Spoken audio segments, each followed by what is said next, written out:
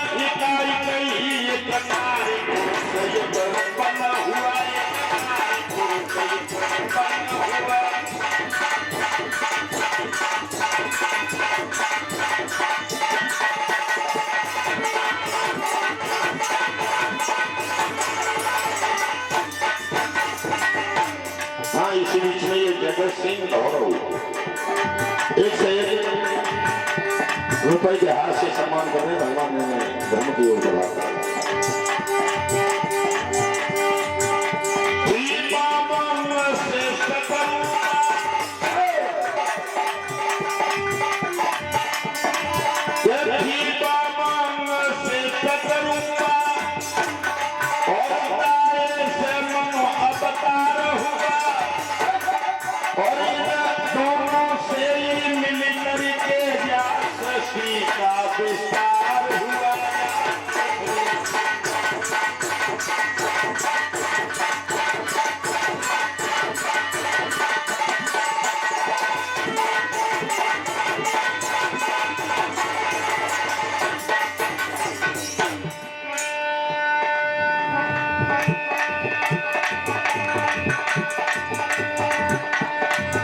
मनु की संतान है तभी तो हमें मनुष्य कहा गया।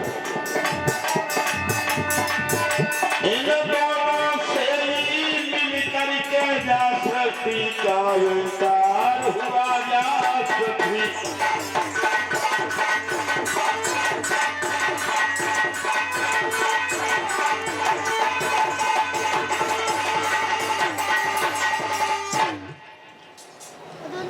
आज महाराज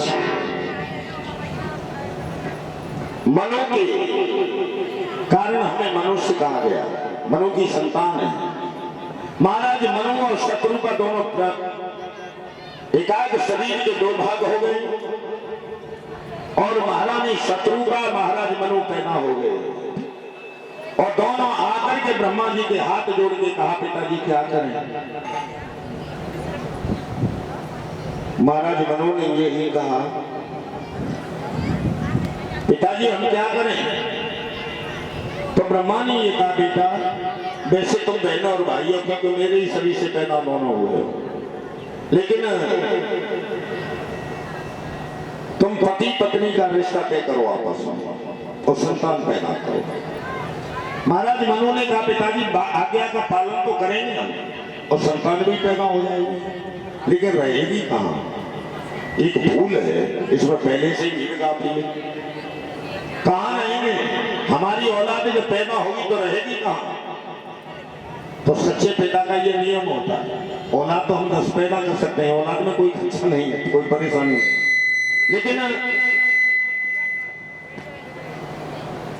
संतान तो पैदा हो जाएगी लेकिन रहेगी कहाँ?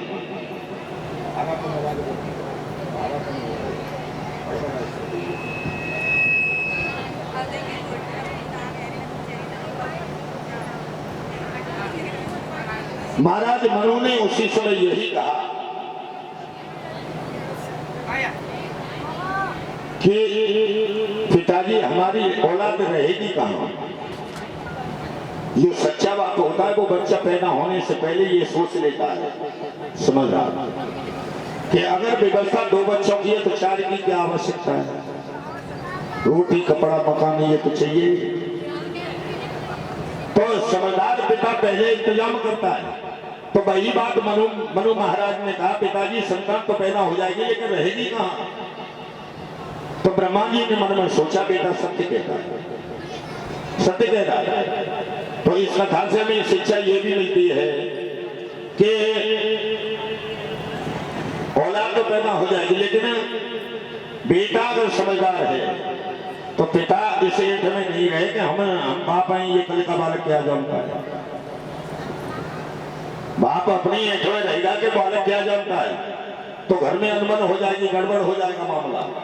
कायदा ये है कि अगर बच्चा समझदार हो गया है तो अगर कोई बात कह रहा है तो उस बात पे गौर करना चाहिए, गौर करनी चाहिए और ये देखना चाहिए बेटा सही कह रहा है या गलत कह रहा है। अरे हमारी उम्र में हमने उस चीज पे हमारी निगाह नहीं पहुंची, कल का बालक हमसे ज्यादा जानता है, तो उस बात पर गौर करने नहीं चाहिए।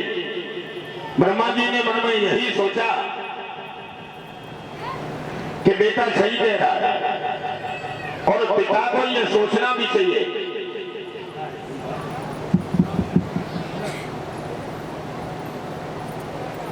पिता को यह सोच लेना चाहिए।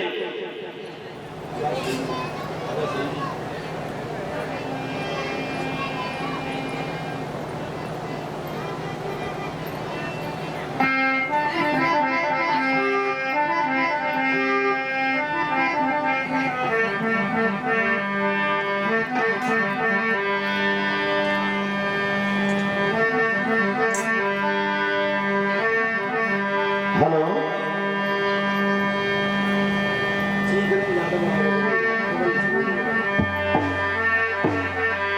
अरे श्री दशरथ नंदन जनक लली और दुख काटेंगे बजरंग।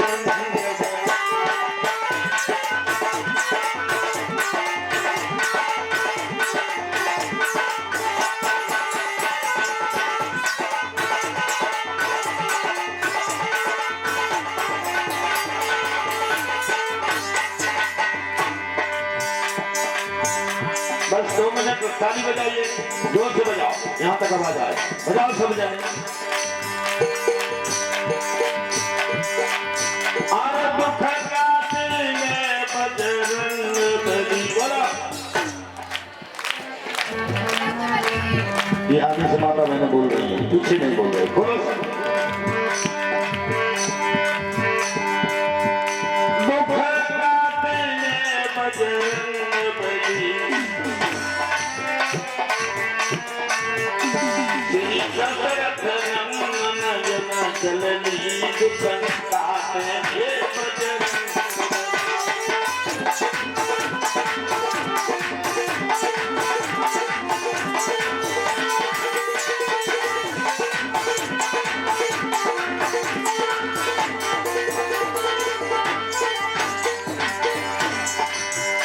तुम दीन पे दुख हरता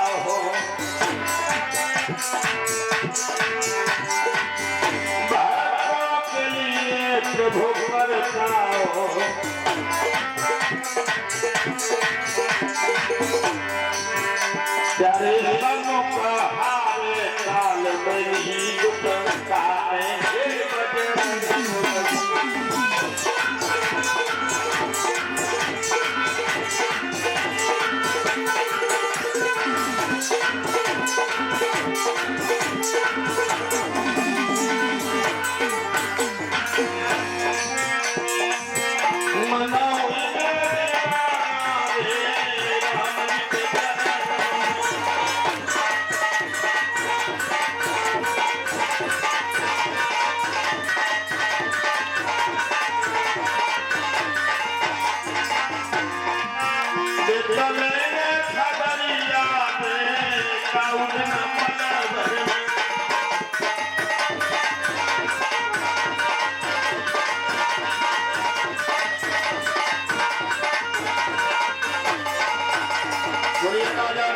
चंद्र की बोली आनंद कंद भगवान की कथा के प्रिय सज्जनों।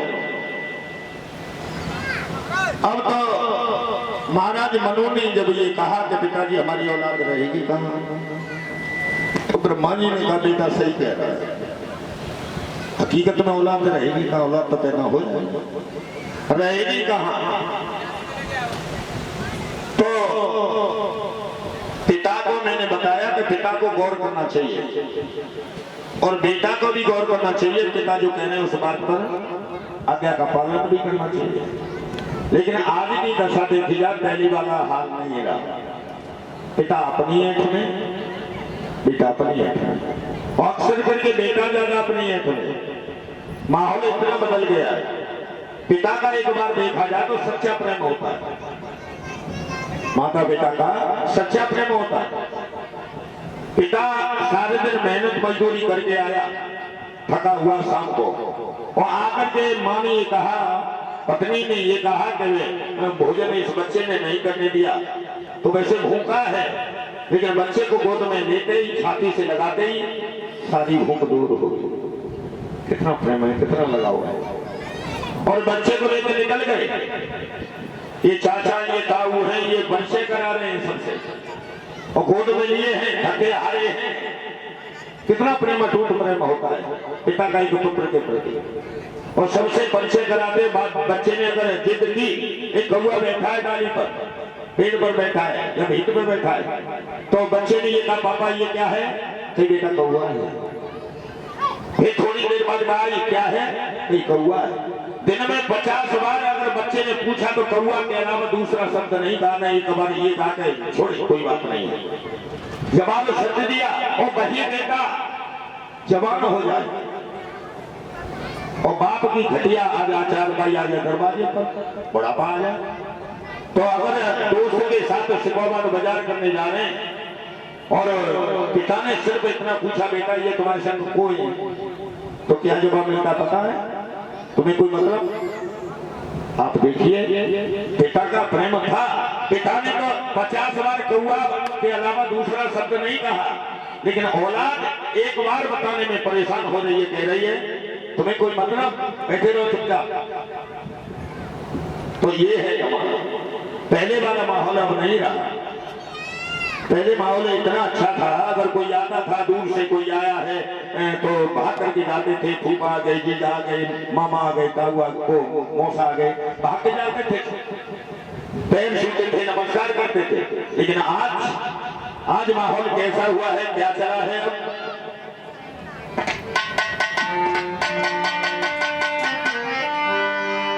आने वाले को देख कर, आने वाले को देख कर सब मन में गए से हाय हाय के हलो हाय हलो हाय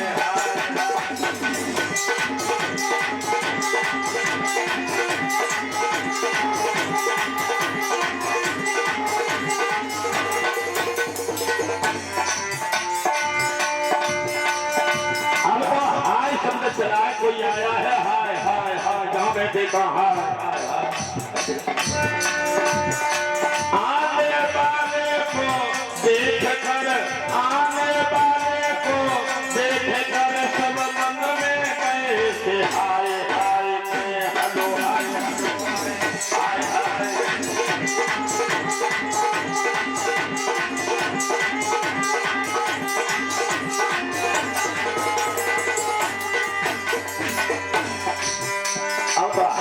हुई और बैठ गए। पहले अगर कोई दूर से आता था तो घर में बूढ़ी मैया कहती थी ज्यादा कचरा नीचे लगा है तो पानी दे दो, ठंडा पानी दे दो, और पानी के समय में गुड़ की जरिया दे दो, पानी में लग जाए, दूर से आ जाओ। लेकिन आज क्या मिलता है,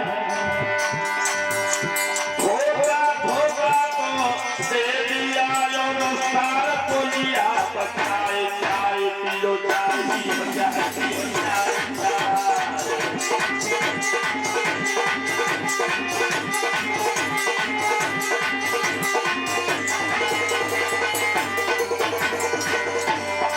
क्या मिलता है, दूध नहीं है, पानी, उसमें मीठा पानी करके और दे दिया अपने के चाय, होट होट चाय, कचपन में ना धोखा धोखा तो दे दिया और सार को लिया, चाय चाय पियो चाय पियो चाय पियो चाय चाय।